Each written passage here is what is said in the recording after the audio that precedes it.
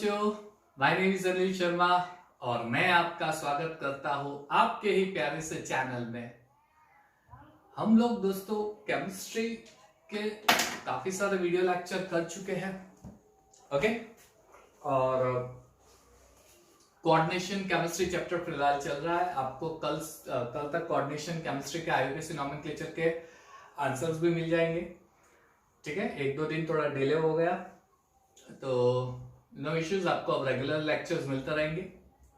लेकिन आज जो मैं लेके आया हूं वीडियो लेक्चर, वो थोड़ा इंफॉर्मेटिव पार्ट है, क्योंकि बहुत सारे स्टूडेंट कंफ्यूज होते हैं कि कॉम्पिटिटिव लेवल पे हमें केमिस्ट्री का प्रिपरेशन कैसे करना होगा। हम लोग पार्ट करके समझने वाले हैं। पहला जो होगा, how to prepare physical chemistry for competitive exams।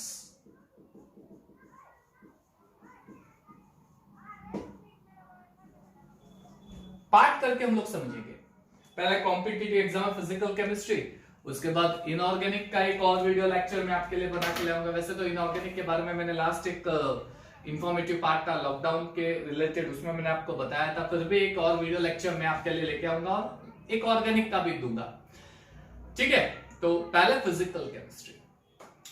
तो बच्चों कॉम्पिटिटिव एग्जाम्स में केमिस्ट्री जो होते हैं उसमें 3 पार्ट है, physical chemistry, organic chemistry, inorganic chemistry. आपको पता ही है, कभी भी कोई बंदा ये नहीं बोल सकता है कि कॉम्पिटिटिव एग्जाम में फिजिकल में से क्वेश्चन ज्यादा आता है या ऑर्गेनिक में से ज्यादा आता है या इनऑर्गेनिक में से ज्यादा आता है।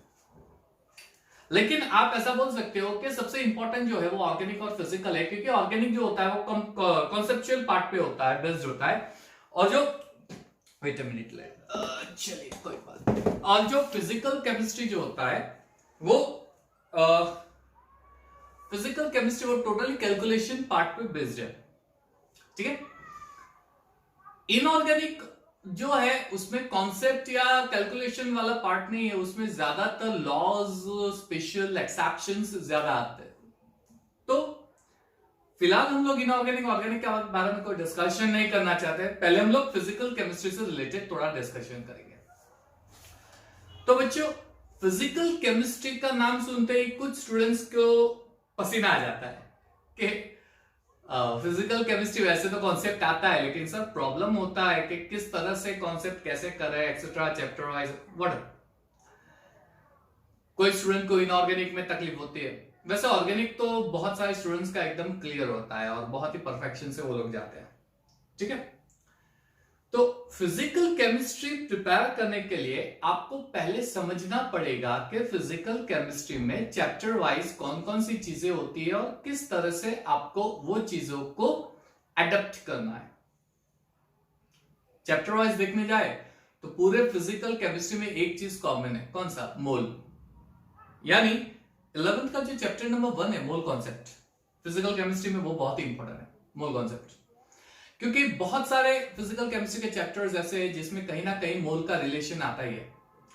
वैसे दिखने में मोल कॉन्सेप्ट बहुत ही छोटा है, राइट, लेकिन उसके कैलकुलेशन पार्ट पे अगर आप जाओगे तो इतना वास्ट है, बहुत सारे क्वेश्चंस निकल के आते हैं। शायद आपने चैप्टर 1 में स्टडी किया भी होगा mole concept. Numerical based on number of atoms, numerical based on number of molecules, numerical based on mass relation, mass mole relation, mole relation, volume relations, volume का होता है वो, एक्सेट्रा, नॉर्मलिटी, मोलारिटी उसमें moles का, etcetera. बहुत vast है ये। यानी मोल तो बहुत ही इंपॉर्टेंट है, मोल कॉन्सेप्ट चैप्टर तो करना ही है आपको, ठीक है। वो तो बहुत ही बेसिक है फिजिकल केमिस्ट्री के लिए। बात आपको जो मैं कहना चाह रहा हूं वो समझो। मोल कॉन्सेप्ट चैप्टर जो है वो सेंटर में आप रख सकते हो। बहुत सारे फिजिकल केमिस्ट्री के चैप्टर्स है जो जिसमें कहीं ना कहीं मोल कॉन्सेप्ट का यूज किसी ना किसी न्यूमेरिकल में होता ही है। तो वो पार्ट आपको बहुत ही अच्छे से प्रिपेयर करना पड़ेगा। हाँ, वो बहुत ही अच्छे से प्रिपेयर करना पड़ेगा। उसके लिए रिलेशंस याद रखो मोल्स के। मैं कभी भी कोई एक मैं आपको बताऊंगा कब, लेकिन कुछ एक वीडियो लेक्चर में मैं आपको मोल्स की सारी फॉर्मूलाज दे दूंगा, कौन कौन से फॉर्मूलाज इंपॉर्टेंट है। आई विल ट्राई कि कोई वीडियो लेक्चर 11th का बने और मैं आपको मोल्स के सारी फॉर्मूलाज दे दूं। फिलहाल 12th पे हम लोग वीडियो लेक्चर्स बना रहे हैं। तो मोल्स के number of mole, given mass, molar mass की फॉर्मूला है, या फिर given volume upon molar volume की फॉर्मूला है, व्हाटएवर, राइट। तो मोल तो करना ही है, वो छोड़ना बिल्कुल नहीं है मोल कॉन्सेप्ट को। फिर आता है स्ट्रक्चर ऑफ एटम। उसमें तो भैया इतनी वैरायटी के क्वेश्चंस आते हैं, आपको तो क्या बताओ, इतने सारे फॉर्मूलाज, टिपिकल क्वेश्चंस। लेकिन आप ऐसा बोल सकते हो कि वो स्ट्रक्चर ऑफ एटम चैप्टर ऐसा है जो चैप्टर की फॉर्मूलाज है, न्यूमेरिकल्स है, अगर आपको फॉर्मूला याद है तो कहीं ना कहीं से तो आप उसके न्यूमेरिकल कर सकते हो। The only thing is practice. हाँ, फिजिक्स में भी कुछ चैप्टर आता है स्ट्रक्चर ऑफ एटम, वहां पे भी आपके कुछ कॉन्सेप्ट क्लियर हो जाते, एकदम स्मूथ हो जाते हैं, पॉलिशिंग हो जाता है। आपको बेनिफिट ये है कि स्ट्रक्चर ऑफ एटम वाला चैप्टर आई गेस 11th में है केमिस्ट्री में, लेकिन फिजिक्स में मेरे ख्याल से 12th न्यूक्लियस वाला कोई चैप्टर है उसमें, तो वो आपके लिए बहुत ही एडवांटेज हो जाता है। वो आप चैप्टर बहुत आसानी से याद रख सकते हो, if I am not wrong. ठीक है, वैरायटी ऑफ क्वेश्चंस मिलेंगे आपको, variety of question structure of atom में। Sir states of matter, thermodynamics, equilibrium, ये सारे चैप्टर्स ऐसे हैं जहां पे न्यूमेरिकल्स के फंडा आपको क्लियर होने चाहिए। इक्विलिब्रियम चैप्टर, उसमें तो भैया क्या बताऊं मैं आपको, इक्विलिब्रियम चैप्टर में तो है बहुत ही सिंपल, लेकिन बहुत ही मजेदार क्वेश्चंस निकल के आते हैं, बहुत ही मजेदार क्वेश्चंस निकल के आते हैं। ज्यादातर बच्चे क्या करते हैं, जो रट्टा मारने वाला पार्ट है वो छोड़ देते हैं, जैसे सरफेस केमिस्ट्री है, राइट, बच्चे छोड़ देते हैं वो, लाइक ओके, उसमें कुछ ऐसे कॉन्सेप्ट है, लेकिन कॉम्पिटिटिव एग्जाम्स में हम कुछ कह नहीं सकते कभी भी, कोई भी क्वेश्चंस। मुझे अभी भी याद है 3-4 साल पहले क्वेश्चन टिंडल इफेक्ट के, एनसीईआरटी टेक्स्ट बुक के टिंडल इफेक्ट के जो पॉइंट है, उसमें जो पहला पॉइंट है रिफ्रैक्टिव इंडेक्स, उससे रिलेटेड क्वेश्चन आया था जेई एग्जाम में, एक छोटा सा पॉइंट। यानी ऐसे जो चैप्टर्स होते हैं जिसमें न्यूमेरिकल पोर्शन कम है, थ्योरेटिकल पार्ट ज्यादा है, तो वहां पे एनसीईआरटी टेक्स्ट बुक को आप सेंटर पे रख के ज्यादा प्रिपेयर करो। आई सजेस्ट दैट पार्ट, मैं ये सजेस्ट करूंगा। जेई मेंस और नीट की बात कर रहा हूं मैं, ठीक है।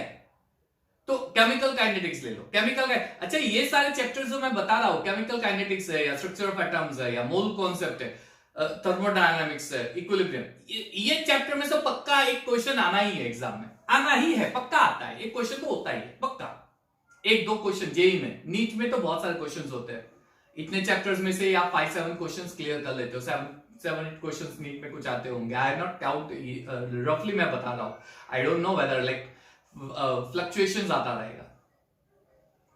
भैया आपको इंफॉर्मेशन बहुत सारे लोग देते हैं, मैं भी ये सारे इंफॉर्मेशन देते हूं, हमारे टाइम में तो ये कम्युनिकेशन गैप था, यस हमारे टाइम में ये कम्युनिकेशन गैप था। मैंने अपना 12th करीबन 99 में मैंने क्लियर किया, 99, उस टाइम पे कंप्यूटर, वो पता है ना पीछे से वो कैथोड रे ट्यूब जैसा बीच में, उस टाइम पे ऐसे कंप्यूटर थे, और ये 4G 5G जैसा कुछ था ही नहीं, फ्लॉपी आती थी, पेन ड्राइव भी नहीं था, फ्लॉपी में उसकी भी स्टोरेज कितनी थी, ये MB GB तो हमें पता ही नहीं था, KBPS इसमें हम लोग कर लेते थे। एक वीडियो डाउनलोड करना, यानी अरे बाप रे, मैं आपको क्या बताऊं, उस टाइम पे हमारे पास इतना नॉलेज नहीं था, क्या करे कैसे करे। आपके पास तो इतनी सारी इंफॉर्मेशन है, आप सिर्फ उस किसी भी एक पर्सन के गाइडेंस को फॉलो करो। मैं ऐसे नहीं बोला व्हाट आई से यू फॉलो, बट मेरा जो एक्सपीरियंस है, लाइक सिंस 2007-8 से मैं ये पढ़ा रहा हूं 12th स्टैंडर्ड को, तो मेरा जो ये एक्सपीरियंस है, वो एक्सपीरियंस आपके साथ शेयर कर रहा हूं कि आपको किस तरह से करना है। You can do that part physical chemistry में, ठीक है। कैलकुलेशन, ज्यादातर स्टूडेंट्स को कैलकुलेट, अभी क्या है कैलकुलेटर 11th में आते हैं ना, तो टीचर्स की एक हैबिट होती है, लाइक मैं भी पहले ही ऐसे ही करता था, but I slowly stop that part, धीरे धीरे मैं ये स्टॉप कर चुका हूं। वो लोग बोलते हैं कि 11th में ना एक काम करो, कैलकुलेटर यूज कर दो फिजिकल केमिस्ट्री में। जेई नीट में कैलकुलेटर अलाउड नहीं है, उसकी हैबिट लगाओ ही मत, आपके दिमाग को थोड़ा कसरत दो, कॉम्प्लेक्सिटी बढ़ेगी, लेकिन उसको इजी वे में कैसे कैलकुलेशन करना है वो सीखो, वो सीखो, नियरेस्ट लेके एक्सेट्रा। अगर पॉसिबल हुआ तो ऐसा एक लेक्चर भी मैं आपको बताऊंगा कि कैलकुलेटर को छोड़ के आप अगर रफ कैलकुलेशंस करना हो तो कैसे करेंगे। आई ट्राई, अगर शायद कोई चांस मिला तो मैं ऐसा एक वीडियो लेक्चर बना के आपके साथ शेयर करूंगा। लेकिन छोड़ दो कैलकुलेटर, अरे that is like JEE NEET में इतना कॉम्प्लेक्स नहीं होगा कैलकुलेशन, फ्रैंकली स्पीकिंग इतना कॉम्प्लेक्स नहीं होता है। बट यस, कैलकुलेटर की अगर प्रैक्टिस हो गई ना तो आपका 15 फाइजा क्या होता है वो भी आपको नहीं पता चलेगा। सिंपल है, बहुत ही सिंपल चीज मैं आपको बता रहा हूं, राइट? तो कॉम्प्लेक्सिटी मत बढ़ाओ। कैलकुलेशन पार्ट 11th में एडमिशन लेते हो, ठीक है, स्टार्टिंग का 1 मंथ कैलकुलेशन के लिए आपने कैलकुलेटर, लेकिन अपने ब्रेन को हैबिचुअल बनाओ के कॉम्प्लेक्स एग्जाम्पल को इजीली कैसे सॉल्व करें, करना पड़ेगा। जेई नीट में टाइम कंज्यूमिंग क्वेश्चन आएंगे तब क्या करेंगे भैया? उस टाइम पे बोलोगे अरे यार ये अनिल सर ने बोला था, मैंने वीडियो लेक्चर देखा था, शायद कर लेते तो मजा आता। तो अरे फिर बोलते हैं ना वो क्या, फिर काहे पछताए जब चिड़िया चुग गई खेत, ऐसा कुछ है ना। हाँ यस, वैसे ये सब एग्जांपल्स में मैं थोड़ा कच्चा हूं ऐसे प्रोज वाले पार्ट में, फिर भी ट्राई करता रहता हूं, right? So chemical kinetics, as I said, like उसमें से एक क्वेश्चन पक्का आना है जेडब्ल्यू में, राइट? स्ट्रक्चर ऑफ एटम में पक्का आना है। तो बी श्योर, आप बी श्योर कि आपको ये सारे चैप्टर्स में कोई प्रॉब्लम, कोई दिक्कत नहीं, be sure about it, right? Like coordination compound inorganic का है, उसमें से एक क्वेश्चन आता है, ऐसे ऐसे कुछ टिपिकल चैप्टर्स निकालो। और हाँ, फिजिकल केमिस्ट्री में आप कैलकुलेटर की तो हैबिट छोड़ दोगे, चलो ठीक है, कैलकुलेटर की हैबिट आप तो निकाल दोगे, कैलकुलेशंस कर दोगे, लेकिन एक और चीज आपको याद रखनी है, स्टूडेंट्स बहुत मिस्टेक करते हैं उसमें, बहुत, मेरे प्यारे बच्चों, बहुत मिस्टेक होती है। Unit, excuse me, God bless me, आपकी तरफ से मैं बोल देता हूं, यूनिट्स, स्ट्रक्चर ऑफ एटम में आर है या, हाँ हाँ हाँ याद आया, स्ट्रक्चर ऑफ एटम में आर का है, यूनिट ऑफ आर है ना, स्ट्रक्चर ऑफ एटम में। अरे पागल इंसान हो, स्ट्रक्चर ऑफ एटम में नहीं है, स्टेट्स ऑफ मैटर में है, states of matter unit of R है ना, Boyle's law, Charles law, ideal gas equation, R gas constant. तो उसमें आर की कितनी वैल्यूज है? 5 6, सारी वैल्यूज आपको यूनिट के साथ याद रखनी है, क्योंकि बच्चे लोग वहीं पे मिस्टेक करते हैं, क्वेश्चंस पढ़ते हैं, वैल्यूज देखते हैं, लेकिन यूनिट चेक नहीं करते हैं, और यूनिट चेक नहीं करते ना, तब वहां पे जाके आपको प्रॉब्लम आना स्टार्ट हो जाता है। क्या प्रॉब्लम पता है? यूनिट अगर गलत हो गया, आंसर गया काम से, फिर आके मेरा तो आ गया, ये मेरा, अरे भाई हो गया, लेकिन जब आप चेक करोगे ना, फिर पता चलेगा अरे यार ये कैसी गलती कर दी मैंने। क्वेश्चन पढ़ते वक्त यूनिट पे फोकस करो, कौन सा यूनिट दिया गया है, ठीक है? तो मैंने क्या क्या चीजें बोली? वेरी फर्स्ट, आप जो जो चैप्टर्स इंपॉर्टेंट है उसको डिवाइड कर दो, उतने चैप्टर्स तो आपको करने ही है। Practice as much as possible, numericals जितने हो सके उतने प्रैक्टिस करो, मैक्सिमम न्यूमेरिकल्स प्रैक्टिस करो, और बिना कैलकुलेटर के करो। 11th वाले बच्चे तो खास बिना कैलकुलेटर सिर्फ अभी से स्टार्ट कर दे, जो 12th वाले बच्चे हैं वो, उन लोगों को तो अब तो करना ही पड़ेगा। You don't have that time कि आप बाद में वो बिना कैलकुलेटर की प्रैक्टिस करोगे, no, you don't have that time, करना ही पड़ेगा, इंपॉर्टेंट है, ठीक है? तो बिना कैलकुलेटर। तीसरा यूनिट, यूनिट वाला पार्ट तो आपको याद रखना है ना? सर कितनी सारी चीजें कह रहे हैं, क्या क्या करेंगे? अरे करना कुछ नहीं है, थोड़ा दिमाग यूज करो। You are 12 science students, you are 11 science students, आपके पास ब्रेन अच्छा है इसीलिए साइंस में आए हो, राइट? ऐसा नहीं बोल रहे हो कि ब्रेन अच्छा नहीं हो तो साइंस में नहीं आते, नहीं तो वो कॉमर्स वाले अगर कोई वीडियो देखेंगे तो अनिल सर का नंबर ढूंढो, चलो फोन कॉल चालू हो जाएंगे। I am not saying that, right? लेकिन you have selected science because you must be knowing कि आपको लाइक साइंस में यू कैन कोप अप, तो वो थोड़ा दिमाग आपका भी यूज करो। Don't try to ask silly questions and simple questions to teachers, अपना भी दिमाग यूज करोगे, इसमें कैसे करेंगे? Yes, you have to, and practice as much as possible. Numericals की जितनी हो सके प्रैक्टिस करिए, सिर्फ प्रैक्टिस ही आपको परफेक्ट बनाएगी फिजिकल केमिस्ट्री में। तो बहुत सारे स्टूडेंट डर गए होंगे, यानी जेडब्ल्यू नीट में बहुत सारे न्यूमेरिकल्स आते हैं, अरे बाप रे अब क्या करेंगे? अरे भाई कुछ नहीं है, कितने न्यूमेरिकल्स आते हैं, प्रीवियस ईयर्स के पेपर निकाल के देखो, आपको पता चलेगा 25 क्वेश्चंस होते, पहले 30 क्वेश्चंस थे, इस साल से 25 30 क्वेश्चंस है, क्या 20 न्यूमेरिकल्स आते? नहीं, आई बैट मिनिमम 5 मैक्सिमम 8, उससे ज्यादा क्वेश्चंस कैलकुलेटिव पार्ट को मिलेंगे ही नहीं मिलेंगे। हार्डली कोई पेपर ऐसा होगा जिसमें कैलकुलेशन पार्ट ज्यादा होगा ही नहीं। फिजिकल केमिस्ट्री में इतने सारे कैलकुलेशन न्यूमेरिकल्स, तो व्हाई टू वरी। लेकिन जितने भी क्वेश्चन है उसमें से तो मार्क्स न जाए तो बेटर है ना, उतने तो हमें मार्क्स कवर करना ही पड़ेगा, है ना। Yes, that's what I want to say, मैं ये चीज आपको बताना चाहता हूं। Are you getting me? So unit याद रखो, कैलकुलेशन पार्ट वाला करो, मैक्सिमम चैप्टर के न्यूमेरिकल्स की प्रैक्टिस करो, और डेरिवेशन, कई सारी फॉर्मूलाज ऐसी होती है जिसको डिराइव किया गया होता है। स्टूडेंट्स क्या करते हैं, वो डेरिवेशन याद नहीं रखते, लास्ट फॉर्मूला याद रखते हैं और सम्स करते हैं। ऐसा मत करो, नहीं, ऐसा बिल्कुल मत करो, क्योंकि कई सारे न्यूमेरिकल्स कई बार ऐसे भी आते हैं जिसमें न्यूमेरिकल फॉर्मूला की जो डेरिवेशन है उसके बीच के स्टेप को उठा के क्वेश्चन आ जाए और नाउ यू डू द सम, क्या करोगे? फॉर्मूला कहां से आई वो तो पता होना चाहिए। क्या पता कल को उठ के आप में से कोई मेरा कॉम्पिटिटर बन जाए, मजा आएगा क्या? सर का लेक्चर्स देख के सर को ही हम लोग कॉम्पिटिटर बना गई है ऐसा। So I am not saying that, लेकिन मेरा बहुत ही कहने का सिंपल चीज यही है कि फॉर्मूला जब आप करो ना, तो फॉर्मूला कैसे आई वो एटलीस्ट वो डेरिवेशन तो आपको पता होना चाहिए।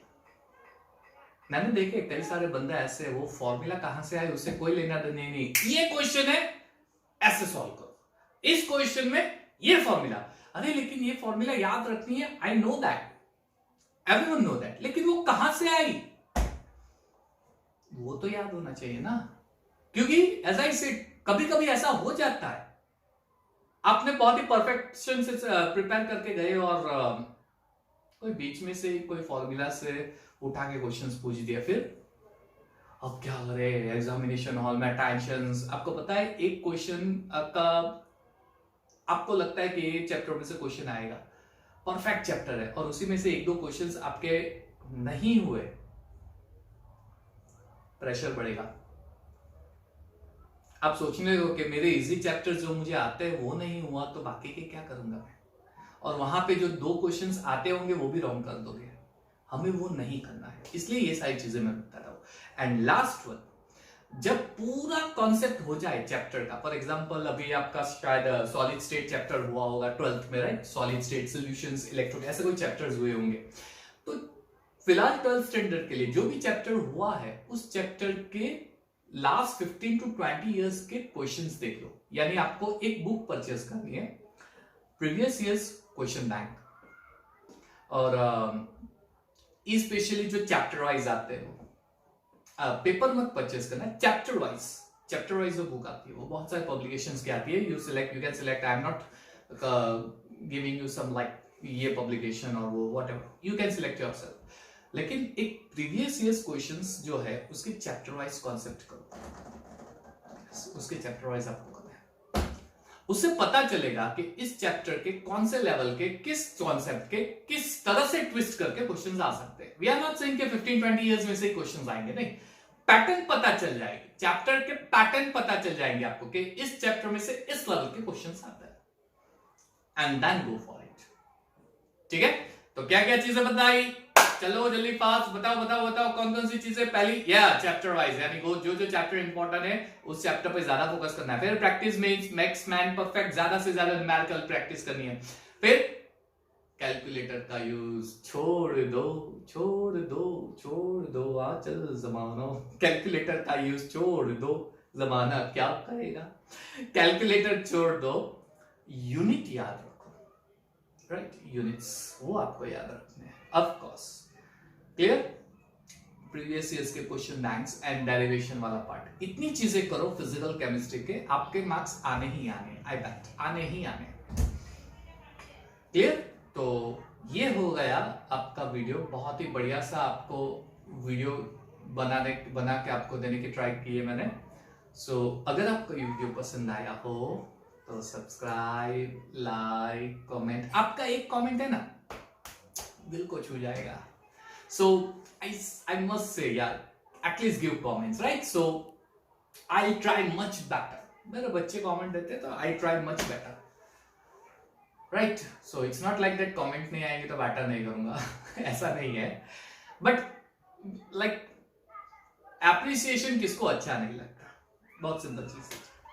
सिंपल चीज है. Appreciation सबको अच्छा लगता है. So if you like my video, like button पे क्लिक करो, कमेंट सेक्शन में जाके कमेंट करो वीडियो पे, बेल बटन पे जरूर क्लिक करना, ठीक है. कीप वॉचिंग माय वीडियो, और इनऑर्गेनिक ऑर्गेनिक का मैं वीडियो जरूर बनाऊंगा, ठीक है. Thank you, have a nice time.